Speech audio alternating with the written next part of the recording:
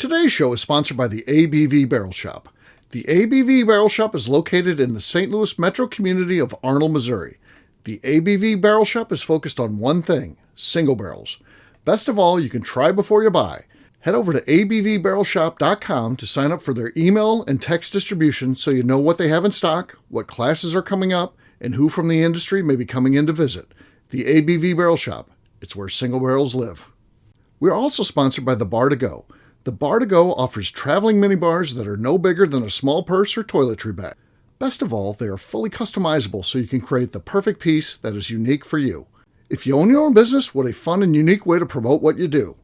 Check them out online at thebar2go.com. That is the number 2 in the Bar to Go. If you have wholesale questions, call my friend Isabel Clark at 504-481-1297. Finally, we are sponsored by the Neely Family Distillery. NFD is a family-owned business that keeps ringing up awards in the spirits world. Head to Sparta, Kentucky to experience the family history, award-winning spirits, and meet the Neely family. Check them out online at neelyfamilydistillery.com. Now, on to the show. Hello, everybody. This is Steve Akeley of the Bourbon Daily podcast. I am out of town for a little while here, going to the New Orleans Bourbon Festival, then a vacation to Florida. So during that time, we are having the best of the Bourbon Daily. It should be our last scheduled vacation of the year. I don't think anything else will stop us from producing new shows. The next best of won't come till January when we go to Key West. We always do best of shows then. So 2 weeks out of the year, we're out on vacation. Other than that, you get a brand new show every day. So as we're repeating some of our best, I thought it'd be fun to kick off our best of this year with the first show we ever did. This goes all the way back to December of 2016. If you were into bourbon at that time, you'll know that there was the talks of this big price increase going on for Booker's. It was going to jump up from $50 retail, which you could find it at some places I talk about, I think in this podcast. I was getting it for like $39. But it was going to jump all the way up to $100, and people lost their minds, and Beam backed off of that and said it's only going to be up to $75. But look where we're at today. It made it to $100. It just took longer than we thought. But here is that first episode when we talk about that, and enjoy. Let's drink.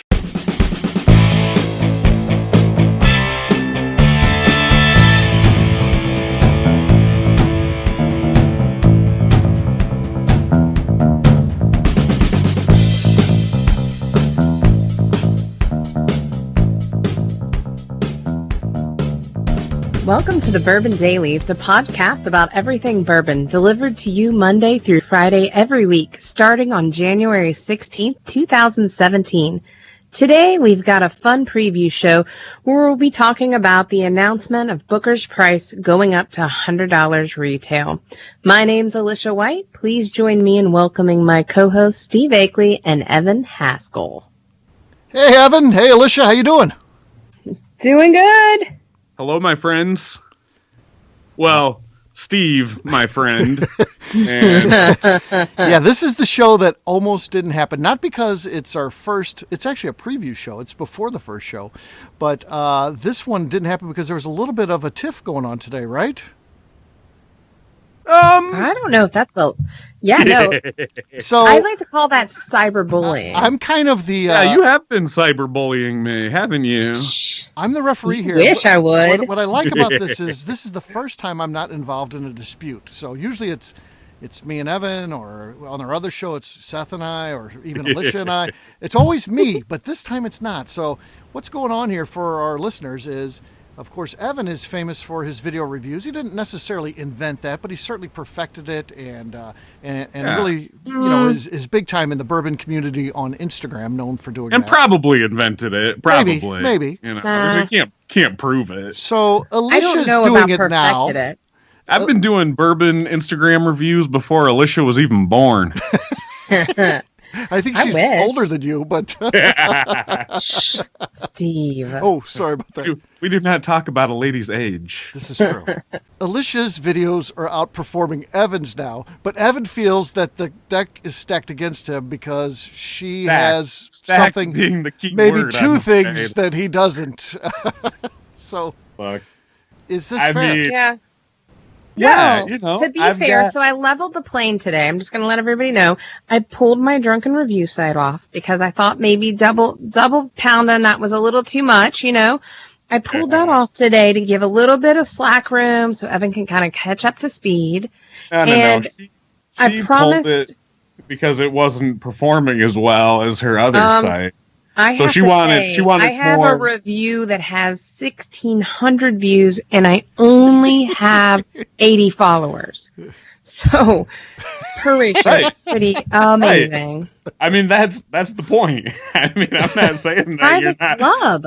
I'm not saying that you're not performing. I'm not even saying that you don't deserve it. I'm just saying, I can never offer, what it is that, if they wanted bourbon, they'd come to me. I just don't know that it's bourbon that everyone is after. I also drink really tasty bourbon. I will say, I have a nice collection. I mean, I'm not stouting my Parkers. Not trying to stack my Parkers. I mean, I have to stack something else. I don't have 15 Parkers. Sure. I mean, I understand that. So I guess really we're all on the same page here. If you want to look at, ladies in low-cut shirts, you go to Alicia's. And if you want to learn a little bit about... Exactly. If you want to learn a little bit about bourbon, you come to mine. And, the numbers are showing what the people really want. So, but, today I gave the people, a little something. So Evan's latest video features him unzipping the front of his shirt all the way down as low as it would go while he's crying, drinking his bourbon. So, Alicia definitely brings something to the table. And I bring something to the table as well. And I bring two things to the table. I'm just going to have to get used to being second best. And like I said, I mean, it's no one's fault, but my own. And I'm a little upset about it. But can I say one thing though? I know that you visually can't get past what happens, but I also have amazing taste, and I talk people through things. I have many people that love to see my reviews and tell me that they go out and buy the bourbon per the review. Just saying, or they don't. Or they don't. They thank me for my fine bourbon taste. Of course they do. They want to talk to you and, tell you what you want to hear. And then maybe you'll talk to them and tell them what they want to hear. Alicia, just please don't check your DMs. As long as you don't do that, I think we're okay here. I don't really, I'm telling you, that's comment wise. That's not private. There's nothing but love. I'm sure Evan has a full vast amount of people that DM him. Oh, they might not all be beautiful women. There's a button called Decline All that wipes out about 100 or so would-be suitors every morning. Oh, sure. And you don't even have to unzip your shirt, do you? I don't actually. Actually, it's preferable. It's funny today when I unzipped my shirt, they declined all on their own, so everything disappeared. I have no more DMs, even from friends. Even from people I know. It's just gone. I noticed you were trending in terms of the face with the laughing till it's crying emoticon today. Yeah, so I did. So you dominated in that. Yep. All right. Well, we're not going to resolve this. Reviews for the next month in turtlenecks, just to prove you wrong. All right. Let's see how that goes. You're going to have to get rid of both of your accounts, I guess. She's down to four followers. It'll be all right. The people will rally. All right. We're not going to resolve this today. This is going to be ongoing. We'll check back in on that. But we do have an exciting show. It really is a preview since we're going to be going live on January 16th. So what are we talking about again today, Alicia? We're going to discuss that news that just broke this week about Booker's prices going up, doubling almost to $100. Yeah, people are all talking, Chuck Cowdery, broke the news, or Fred Minnick broke the news. Well, Evan helped break the news, too. I mean, it just so happened that, I didn't have the original sources, but shortly after Chuck and Fred announced it, I put it out on Instagram, and that's when things got rowdy. I mean, I got there first, I feel like. I mean, third, but first. Well, I do feel like you've got a solid Instagram following that are people dedicated to bourbon. So I think you were all over it. You were definitely part of the information that was out there. Yeah. I helped, yeah. Thank you. Thank you. We'll get to that after the break. But first, we need to know what everybody's drinking. It is a bourbon podcast. We have to drink bourbon, right? That's right. Yes, we do. Let me tell you. No, Steve. I didn't know that Alicia was doling out. Alicia is in charge here. It's her show. We're just a couple people. I, on the other hand, I am enjoying actually some Bookers. I've got the Bluegrass, so this may be some of the last Bookers that I ever have. So, Booker's Bluegrass. I gave that a very high rating in Bourbon Zeppelin, as I recall. You did, yeah. So high that it had to be thrown out. Yes, yeah, you got tossed. All right, cool. Well, Alicia, is it my turn? I guess if you need to go. I do, thank you. I was sticking with the theme here only in as much as I'm drinking some overpriced Jim Beam small batch product. But I'm drinking Knob Creek 2001 Batch 3, which I actually love. I mean, don't get me wrong, this is really, really good. But it was really expensive. And, quite frankly, I'm one of the only people, I think, who's been singing the praises of this. And that's only if I separate myself from the price tag. So I think this bourbon is really good. I'm enjoying it right now, right out of the bottle, of course. Of course. But, shoot, it was like $140 or something. That ain't cheap. Nice. And you, Alicia, what are you having? So I'm not going with the trend. I just want you all to know this. I'm going against the grain. I'm having Rock Hill Farms, Ooh, Buffalo nice. Trace. Oh, wow, yeah. It's got Can you just go pick that up? Can you just pick that up at any store by you? Heck no. Okay, No, people love it. You couldn't find it. No, I actually traded around to get it. Nice. It was one that sat on shelves by me. I mean, a whole case of it was sitting on the shelf for like a year. And so I just never bought it. And then when I finally went in to pull the trigger, it was gone, and I haven't seen it since. So Yeah, it's pretty good. I don't know that I'm in love, but it's good. It's 100 proof. I like at least 100 proof bourbon. Yeah. Same mash bill as the Ancient Age and the Elmer T. Lee. Yep. Yep. Number 2. Got the Hancock's President's Reserve or Presidential Reserve. I can never remember. Hancock's. We'll call it Hancock's. Yep. It has my favorite word in it. Han. All right. Well, when we get back, Lord help me. When we get back, we're going to dive into this. So, see you in a few.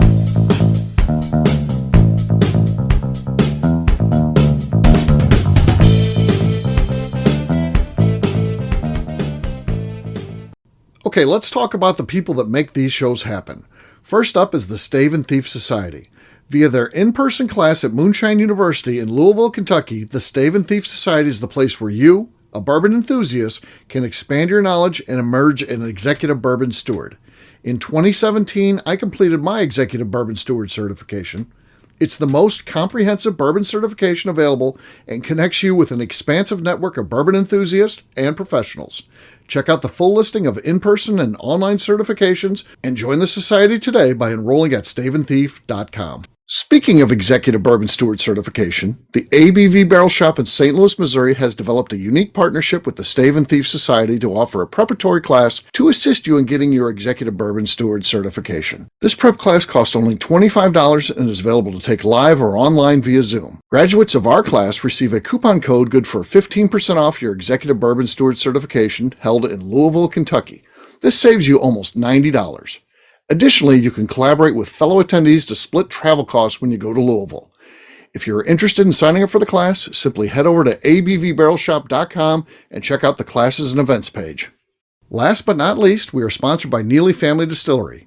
Royce Neely is the 11th generation distiller in one of America's oldest distilling families. A visit to Neely Family Distillery takes you through family history, where you can see all the artifacts and newspaper clippings through the years from this family that started distilling in America after James Neely arrived from Northern Ireland in 1740. Today, Royce Neely and his team are crafting some of the best spirits in America. Their bourbon and absinthe offerings keep winning top honors in the spirits competitions. Recently, their absinthe made history as the first platinum winner in the absinthe category at the San Francisco Spirits Competition. Neely Family Distillery is definitely a bucket list destination if you are a bourbon fan. Learn more about their spirit offerings, visiting their facility, and the awards they have collected over at NeelyFamilyDistillery.com.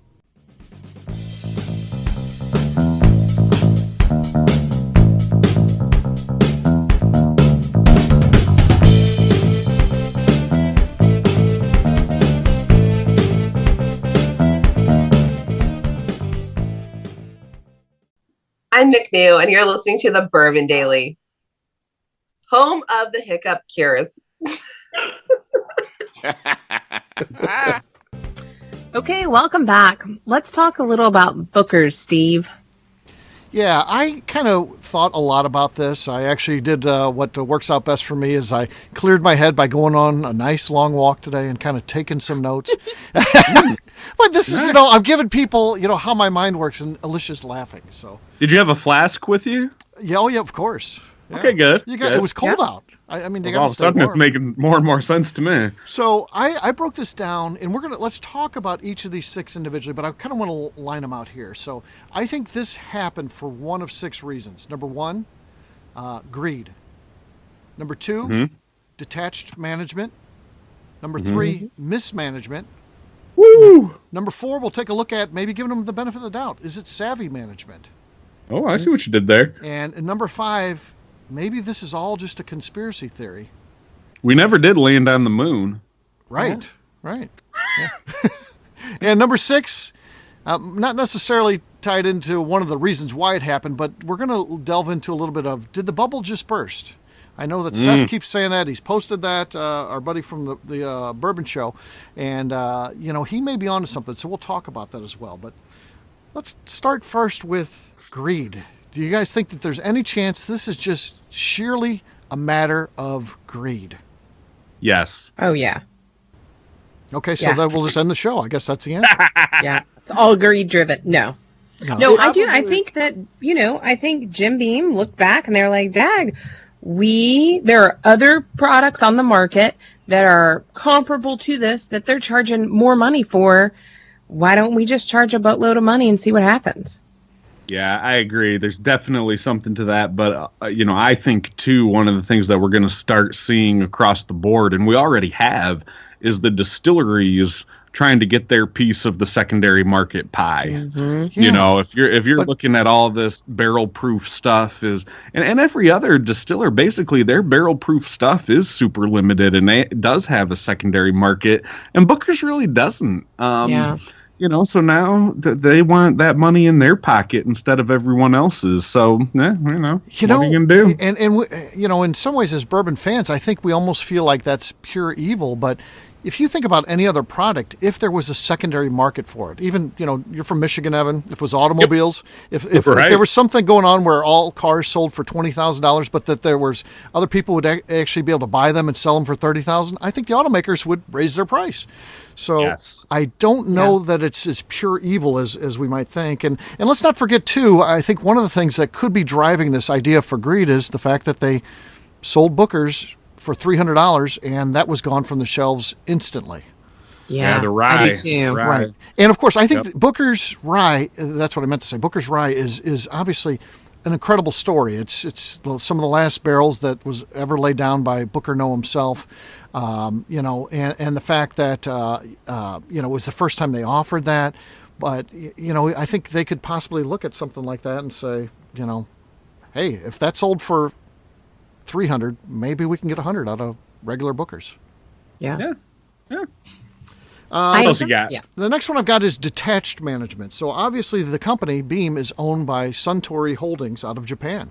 And is this a matter of, maybe they just don't understand the business and they're trying to take a bigger role than they have in the past?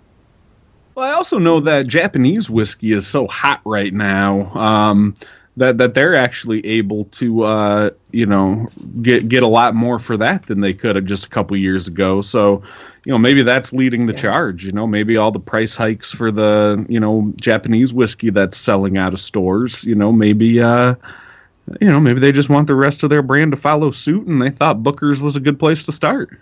Yeah. Yeah, I think there was this thought that they're just going to leave Beam alone. The fact that it's making money and bourbon's so hot, maybe they'll be hands off and just say, hey, the only thing we could do is mess that up. But maybe this is an indicator that maybe that's not happening. They are going to be jumping in and taking a bigger role in what the company's doing moving forward. Yeah, I actually think that they have been making changes, but changes that a typical bourbon consumer that's just buying a bottle wouldn't be able to see. And I think this is maybe one of those just first changes that you're really getting a visual of not being part of the, working there or being, in that role. So I think she's saying that you and I are too dumb to have caught anything previously, but the bookers just smacked us in our dumb, drooling faces. Right. Is that how you I heard think that? that's translated. That's exactly what she said. it sounded super nice when I said it, though. You really did. I'd listen to you call me a moron all day. So the third one on our list is this perhaps an example of just mismanagement, thinking that, hey, let's just throw a price on there and see what happens. Yeah. It sells for 50, 55. Let's throw 100 on there and throw it against the wall and see what happens. Yeah, maybe their head's just awfully big after the Booker's Rye again. I mean, it was a very high price point. It did sell out. It was, Jim Murray's World Whiskey of the Year.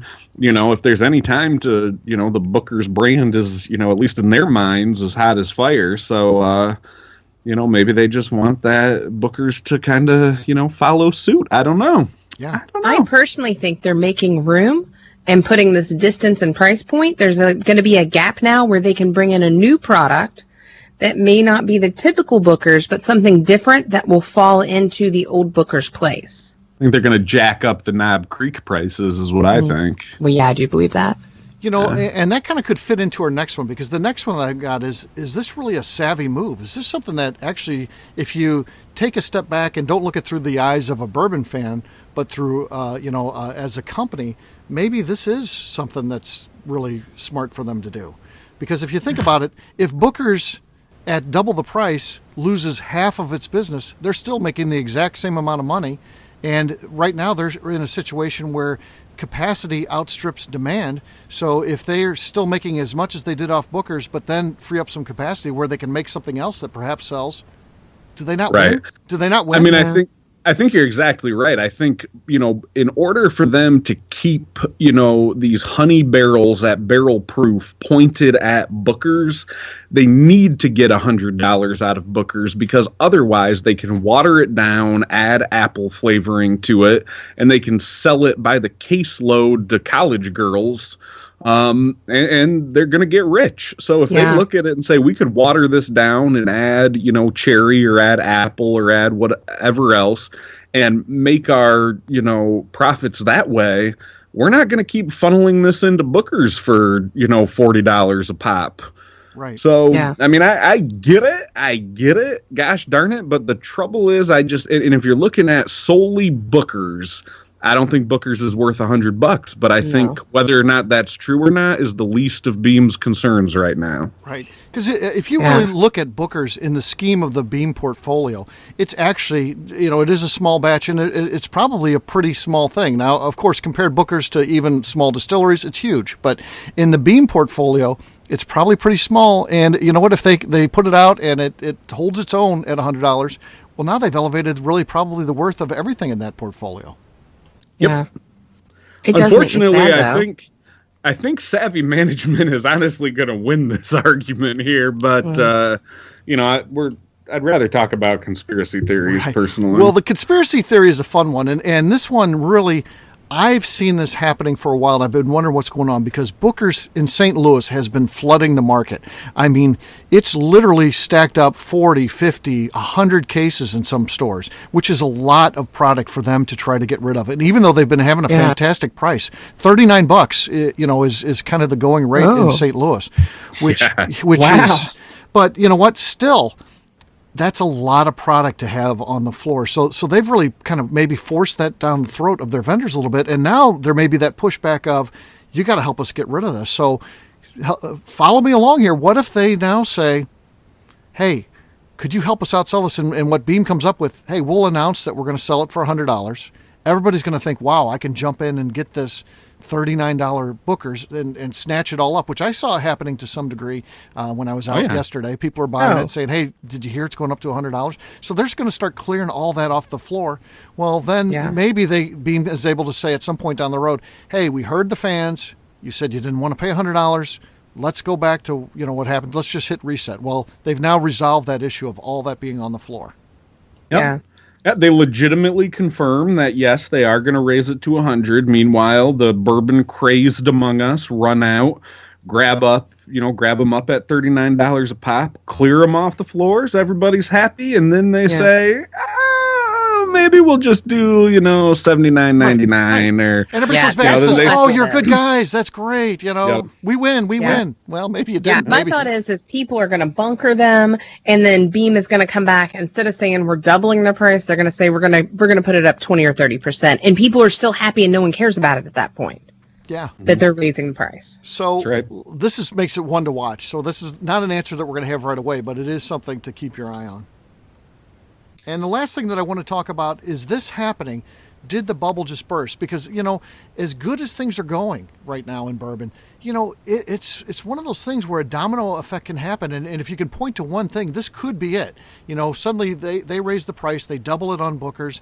Everybody else starts raising prices. Next thing you know, the fringe fans, I think the core people, the people that listen to this show, they're probably in bourbon for the long haul. But the people that have just been kind of dipping their toe in, maybe this ticks them off and they're out. And then all of a sudden when you have a lower market, well, there's less profits to be made. Prices tumble, quality tumbles. And next thing you know, it's a free fall.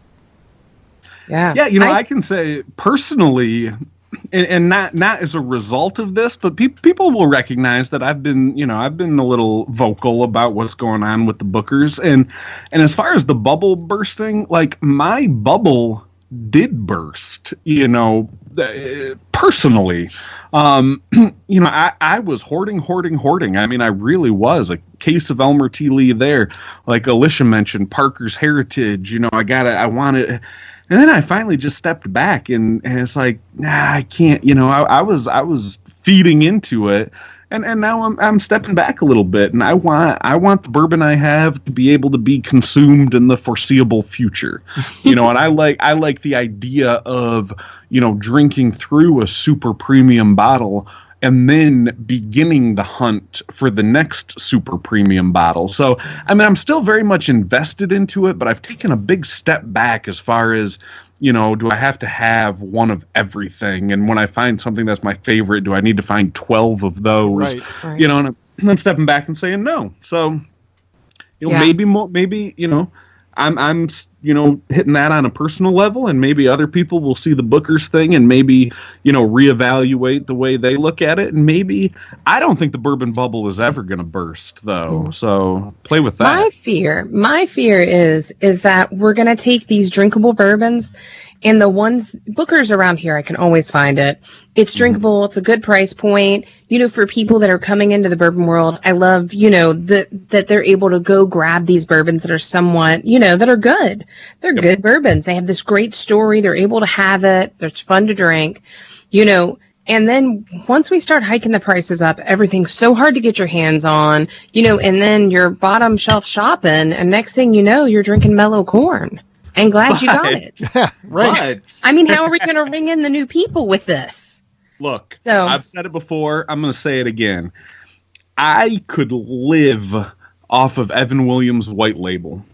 Did you see my review? That was a shout out to you. I was kind of my shout out. I thought you were ripping me off. Right. That's how I read it. That started the fight, actually. Yeah, I was like, look at this. Here's someone hawking my, go doing it better than you. Yes. In the review, not better, I but said, better looking. This is one of my good friends. This is to them. They told me it was really good. It's the first bottle I ever had. And in it, I dedicated it to you. Did you give them the @ Evan Haskell? That's what I want to know. No, she didn't. Yeah, because I tagged you in it. She's trying to keep me. No, I totally did. Did you tag me? Because that's different than putting my @ Evan Haskell right there in the subject matter. Like I did for you. I'm not really as happy as you. I'm constantly trying to funnel fans your way, and then you're trying to just gobble them up. You made people laugh at me today. It made me sad. No, you're not sad. No, I was. I cried. No, she's not. She's not. Before we wrap it up. Don't buy into this. Before we wrap this up. I did put @ Evan Haskell in my description. Thank you. 100%. No, thank you. Oh, thank you. And dedicated it to you. Yes, thank you. Okay, before we wrap this up, I need you guys to get back on track. We're talking about Beam, $100. I know this has been an incredibly Evan Williams White stressful Label is time. not $100. It's been incredibly stressful, but if you had to land on one of these 6 things, what do you think happened with Beam going up to $100? Savvy management. Okay, savvy. And everything we discussed under that heading, I really do. Alicia, what do you think?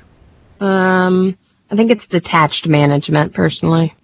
And I am going to agree with Evan. I think that Beam is just too big. They've been doing it too long to not be well thought about this. And I do think, even though they're owned under a large company that's very far away, that you could have a detached management situation. I think that company is big enough and smart enough to know we just need to stay out of these guys' way. And as long as they're making money, we'll let them do their thing. So I think that this is a savvy management thing on the part of the Beam team.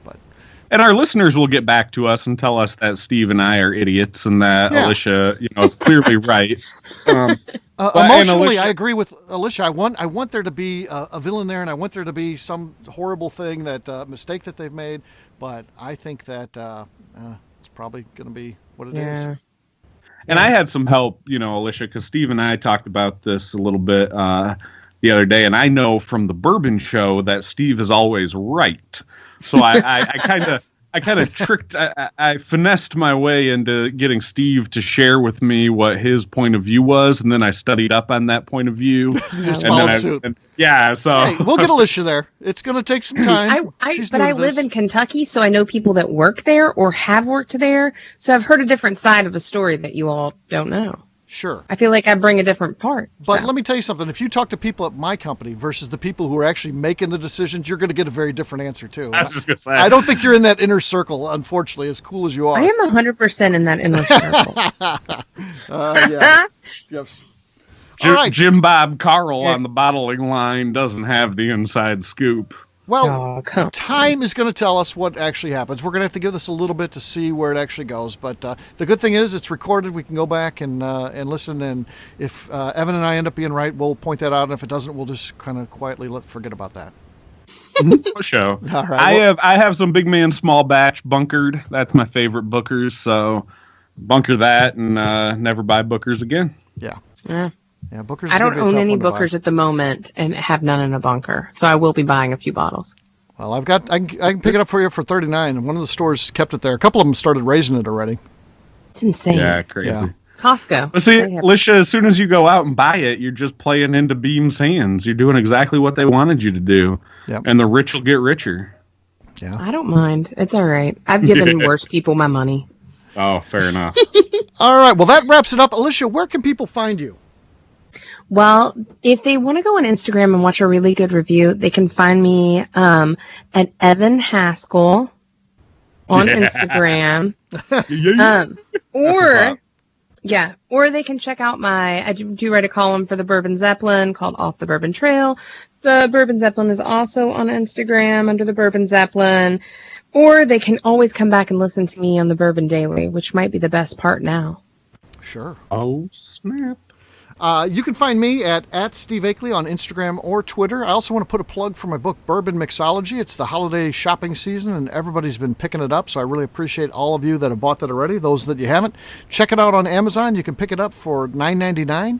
The one you want to look for is Volume 2. That is the 50 iconic bars sharing their signature bourbon cocktail. You can find me, the original Instagram bourbon review video gentleman, and you can watch those reviews on Instagram at Evan Haskell. That's your one-stop shop for bourbon reviews on Instagram. Once you go Evan, you never go back. Oh, man. Now... We do this show not just because we love bourbon, but because we like to get your feedback. So you should go on Instagram. You should go on iTunes. Yeah, you should go on iTunes. You should give us at least a 5-star. I mean, I'm always guaranteed. I think I'm a 5-star. There's a place to write a comment. In that comment, you write my name, not Evan's. Tell us what you think. Tell us if you like the show. If you did not like the show and you had some type of problem that made you not want to hit the number 5-star on there, you need to contact me directly so I can handle that for you. Absolutely. Other than that, Yeah. Kind of contacting you right away. All right. Well, I think that's a good point because I always say about Alicia, Alicia is a solid 5. oh, you're going to be paying for that one. Yeah. All right, well, that wraps it up. This is just a fun preview show. Remember that the Bourbon Daily kicks off on Monday, January 16th. Please download that, subscribe, and be ready for it. Take care, everybody. See you guys. See y'all later. Bye.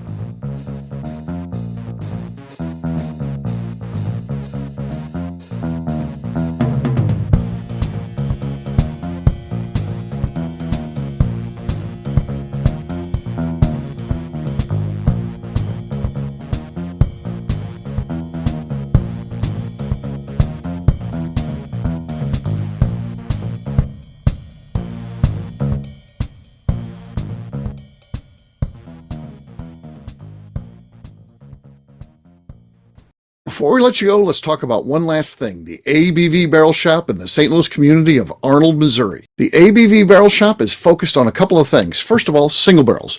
We are the place where single barrels live. We go to distilleries, taste through the whiskey, select the best barrel, and have it shipped to our store where we present it to you, our customers, by allowing you to try before you buy. We're also known for the classes that we have in our education center in the store, as well as the events we have with industry professionals from the bourbon business. If you are in the St. Louis area, please come by and visit us at 6 Fox Valley Center in Arnold, Missouri. Or at a minimum, at least sign up for our email and text distribution so you know exactly what's going on in our shop over at abvbarrelshop.com.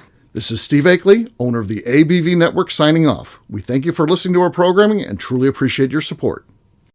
The Bourbon Daily is part of the ABV Network. For more information or to become a sponsor, please visit abvnetwork.com. Thanks for listening and cheers.